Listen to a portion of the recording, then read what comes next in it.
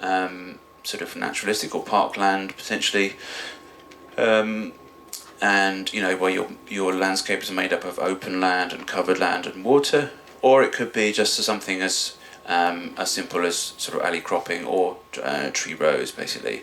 But we're introducing not only diversity in terms of the types of plants, so we're moving away just from herbaceous plants, but we're introducing herbaceous plants and woodies, but the way that we organise that diversity also adds another dimension to that. So you've got genetic diversity and then you've also got structural diversity. Yeah. So that's another lever that we can pull basically. Okay. So the next one is to provide protection. So I'm not sure what number onto or even if we're out of order, but yeah. So number 9, provide protection for stock, crops, and structures. So you want to shelter from wind, driving rain, and drifting snow, and then shelter livestock from strong sun. Yeah, or at least offer them access to shelter. And I think this is one of the sort of key take-homes from this is that whenever an animal is sort of displaying a particular behaviour, what should we do? We should respond to that behaviour and provide that need, basically. So here's an example from Exmoor. It's a fairly standard layout, and everything's happy when the weather's nice, but when it's not so nice, where's all the stock gone? Can you see them? Where have they all gone? So basically, those sheep that were grazing, they're all lined up against this hedge here. The Devon Reds, they're all lined up against that hedge there, and this is the beginning of September, so it's not exactly out grazing. So and what are they not doing in that situation? Well, they're not grazing, and where are they distributing all of their manure? Basically next to the hedges, and if they're not grazing, they're not putting on weight, basically. So the thinking there basically is if they're seeking shelter, what should we do? We should provide that shelter, basically. And if we provide that shelter in the interior of the fields, then basically they can continue grazing and they can utilise more of that paddock, basically. And here's a bit of data here from Australia, but basically they're showing live weight from comparing sheep in a sheltered situation to an unsheltered situation. So there's a sort of direct impact on productivity, basically. Shelter increases live weight and it also reduces condition loss. Okay, so here's another example from Yorkshire Dales, and again, where are the stock? They're all at the top of the field, hiding out in this little kind of like nook next to a woodland, and in a little impression next to the walls. Again, they're seeking shelter there, basically. So that should say drifting 2013. So I think that, it's my contention that the losses that we suffered in Wales, for example, in 2013, when there were thousands of sheep that were lost in snowdrifts, could have been sort of mitigated or entirely avoided, basically through the strategic placement of shelter. And I think in the case of outwintering sheep, they will seek shelter in the only places they can, and they tend to be sort of hollows or next to stone walls, and those are also places where drifting occurs, basically. So they're seeking shelter in the places where drifting, so they basically condemn themselves, basically. Okay, so a little bit of theory on Shelterbelts, just to sort of like set the scene, if you like. So the key takeaway with this is that obviously a taller shelter belt gives more protection over distance from that shelter belt, but then also that the porosity, or how dense that shelter belt is, will affect how much shelter you get. And basically the denser or the lower the porosity, the more shelter, with the exception of the solid structure. So here, this is the 22% porosity, so very dense planting, that's giving the most shelter, for example, whereas the lower porosity is giving the least, and the solid is just terrible, basically. So you want a porous but a low porosity structure, and the amount of wind speed reduction is all related to the distance away from that feature basically. So the more shelter belts or the more structural elements you have, the more opportunities wind has to be slowed down basically. And you might want to lay them out in sort of L shapes or U shapes, but basically they want to be contiguous without any breaks in them, because where they have a break in them, you're going to just get wind funneling through. Okay, and also for presenting a vertical face to the wind rather than a sloped face. So a flat face absorbs more wind energy. Okay, so on to snow and snow fences. Again, under this heading of providing protection, and I think that this is sort of particularly important when we think back to the beast from the east.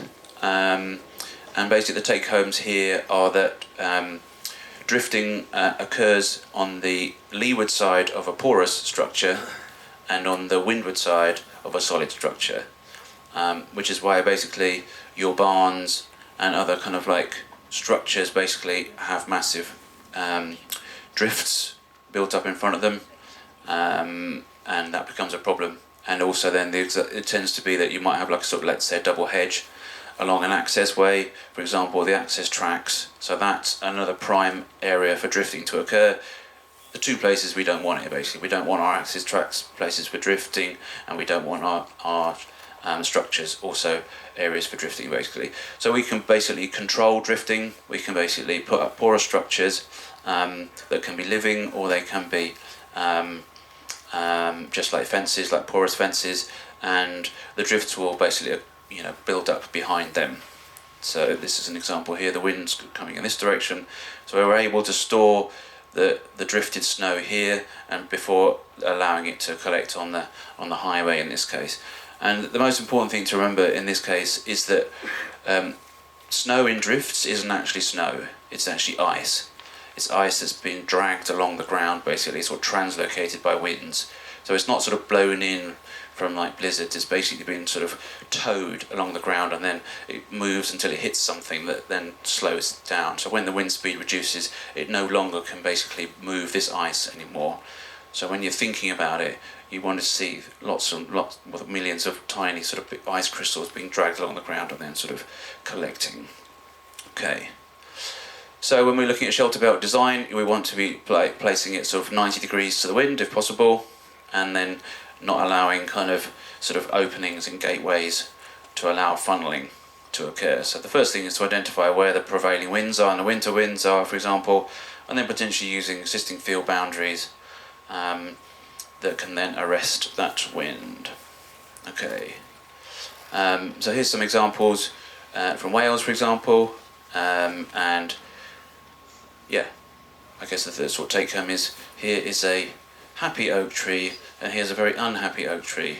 One is in the shelter belt and one is not. So I think you can see what kind of effects stock will have to deal with on those hills without that shelter. Other ways that we can kind of sort of combine these different features is in house situations, for example, things like living barns. So hardy stock, they don't need actual roofs. They just need protection from driving rain and cold winter winds, basically. So providing a decent sort of shelter around them, and again that could be like a bale stack, like a bale corral, or it could be a dense sort of evergreen row around it, and then basically sort of wood chip yard or a concrete pad or some area basically that they can be fed out on. Okay, fine. And here's another example around a roundhouse. And in this case they had problems with the bedding becoming sort of saturated from driving rain. So then the idea is basically incorporating evergreen shelter belt to prevent those winds. Ideally we'd have them along the north, but in this case we've got like solar panels on an existing barn, and this thing's on a promontory. So in sort of most situations you'd probably say that was badly placed. So in terms of whole farm planning, that's not well situated. And then we're limited in the approaches we can to sort of remedy that situation. But that's certainly one case for where we can improve an existing situation. Okay, so the next one is to integrate trees for productive outputs. So these could be wood chip, fruits and nuts, timber and biomass, for example, and also livestock browse. So agroforestry is another way that we can basically increase the total yield on our land, provide a bit of income diversification, etc. Okay, so the ones that I guess that are sort of most interesting to me, but certainly not exclusively, is silvopasture systems that can provide shelter and forages for livestock, or shelter and browse. And here's a few examples of animals sort of highly prizing the browse that is available to them. Again, if they're seeking that browse, then what should we do? We should offer it. I think the sort of more access they have to browse, basically, the more likely they can self-medicate, and the wider the diet can be, because ultimately if they're seeking browse, they're seeking something that's in the browse that they're not getting in the forage. Yeah, so we can think of it as forage and browse, basically, if we have trees throughout. And when we're looking at these kinds of tree rows, there's a significant amount of dry matter in that browse, and again we can control access to them using kind of lightweight temporary fencing, for example, which we can then take down sort of towards the end of the year and allow them to access that browse. And so we can think of it as another standing forage, basically, but very high nutritious example. And then we can obviously be coppicing those trees as well, for example, so willow or hazel or something like that, taking the biomass, producing wood chip either for heating, for example, or for bedding up, and then letting the regrowth establish for, let's say, 6 months or so, with fencing to protect it from that browse or a heavy browsing, and then we can take that down, for example, and let them loose on it. So where are we at to next? Okay, so the next one is to basically provide protection for riparian areas or water, basically, where you've got moving water on your site.